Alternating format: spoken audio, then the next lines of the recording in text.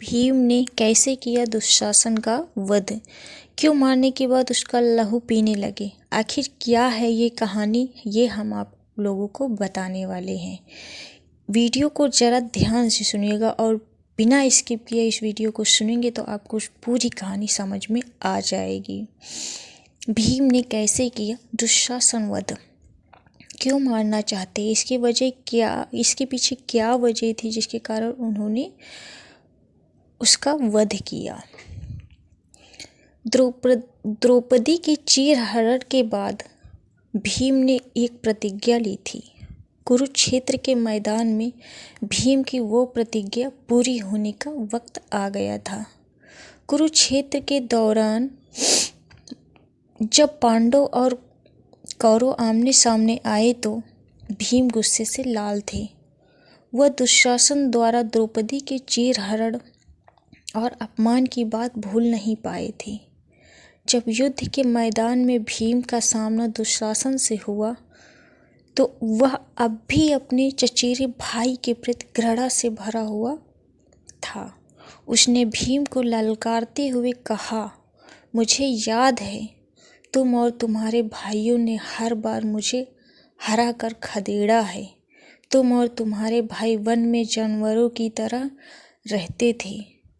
अगर आज मैंने तुम्हारा वध नहीं किया तो निश्चित ही फिर वन में ही लौटोगे। भीम ने कौन सी प्रतिज्ञा ली थी? भीम ने गरजते हुए कहा, अगर तुझे यह सब याद है तो मेरी प्रतिज्ञा भी याद होगी और आज मुझे मेरी प्रतिज्ञा पूरी करने से कोई नहीं रोक सकता। चौपड़ के खेल में जब पांडव द्रौपदी को हार गए तो दुर्योधन के कहने पर दुशासन उन्हें भरी सभा में जलील करते हुए ले आया और चीरहरण करने लगा। पांडव अपमान का घूंट पीकर रह गए। चीरहरण से अपमानित द्रौपदी ने प्रतिज्ञा ली थी कि वह अपने बालों को तब तक नहीं बांधेगी जब तक दुशासन के रक्त से उसे धो न ले। भीम ने भी प्रण लिया था कि वह जब तक दुशासन के हृदय से निकला लहू नहीं पी लेंगे तब तक दम नहीं लेंगे। अब प्रतिज्ञा पूरी होने का वक्त आ गया था। कैसे किया दुशासन का वध? कुरुक्षेत्र के बीचों बीच भीम ने दहाड़ते हुए कहा, आज मेरी प्रतिज्ञा पूरी होने से कोई नहीं रोक सकता।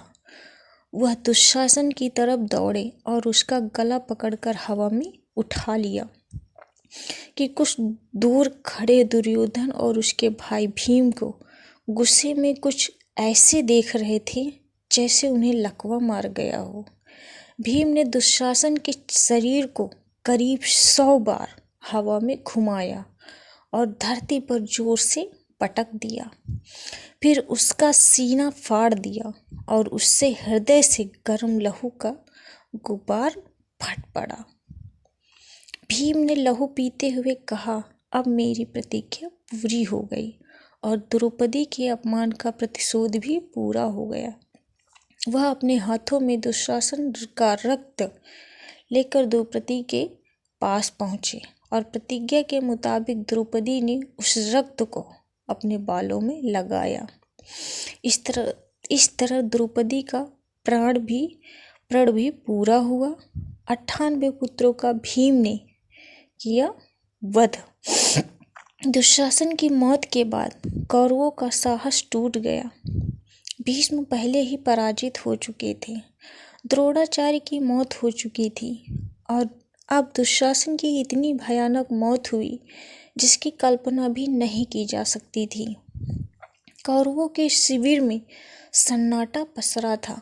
दुर्योधन ने अश्वत्थामा से कहा, गंधारी के 98 पुत्र भीम के हाथों मारे गए हैं, जबकि कुंती और माद्री के 5 पुत्र अभी तक जीवित हैं। अब केवल कर्ण ही अपनी अद्वितीय वीरता से हमें बचा सकते हैं।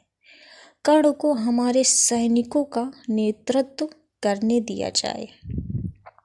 तो ये है पूरी कहानी कि आखिर द्रौपदी का जो प्रण था कैसे पूरा हुआ और भीम का जो प्रण था कैसे पूरा हुआ, कैसे भीम ने दुशासन का वध किया। आई होप आप लोगों को मेरी वीडियो ये अच्छी लगी होगी। प्लीज़ मेरे चैनल को सब्सक्राइब करें, वीडियो को लाइक करें और प्यारा सा कमेंट करें।